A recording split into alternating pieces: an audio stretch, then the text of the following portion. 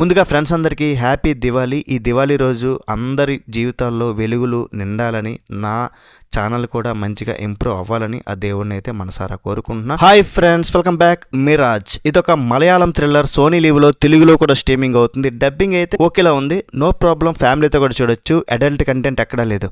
మొన్నే మిరైపోయింది, ఇప్పుడు మిరాజ్ వచ్చింది. దృశ్యం డైరెక్టర్ జీతూ జోసెఫ్ గారు డైరెక్ట్ చేసిన ఫిల్మ్ ఇది. ఎలాగో మన సౌత్ డబ్బింగ్ మూవీ రివ్యూస్ ఇస్తున్నాం కాబట్టి, అందులోనూ ఈ మూవీ థ్రిల్లర్ కాబట్టి ఒకసారి అయితే ట్రై చేశా. బట్ మూవీ అయితే నాకు నచ్చలేదు భయ్య. అసలు ఇది జీతూ జోసెఫ్ గారి సినిమా ఏనా అని అనిపించింది. జీతూ జోసెఫ్ గారి క్రైమ్ థ్రిల్లర్ మూవీస్ ఎట్లా ఉంటే మనకు తెలుసు. ట్విస్ట్లతో మతి పోగొడతారు, ఉక్కిరి బిక్కిరి చేసేస్తారు. ఇందులో కూడా ట్విస్టులు ఉన్నాయి, బట్ వాటి ప్లేసింగ్ అనేది సరిగ్గా లేదు. మలుపులున్న పనికిరాని మలుపులుగా తయారైపోయాయి అన్నమాట. ట్విస్టులు పెట్టాలని సినిమాను సాగదీసి క్లైమాక్స్ వరకే తీసుకొచ్చారు. ఓన్లీ క్లైమాక్స్లో మాత్రం ఆ ఒక్క ట్విస్ట్ తప్ప సినిమాను అయితే భరించలేం భయ్య. అలాగనే ఆయన ఏదో తక్కువ చేసి మాట్లాడడం, విమర్శించడం కాదు, కానీ ఆయన థాట్స్ ఈ సినిమా వల్ల వృధా అయిపోయాయేమో అనిపించింది.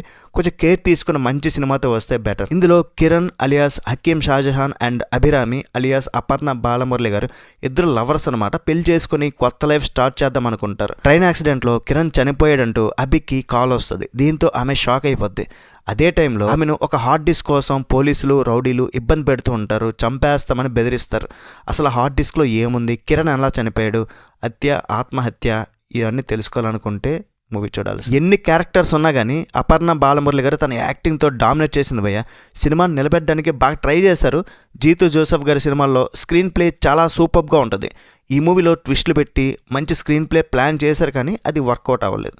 అండ్ వచ్చే ట్విస్టులు కూడా అంత ఎగ్జైట్మెంట్ ఏమనిపించావు. సో దీనివల్ల ఇంట్రెస్ట్ పోద్ది.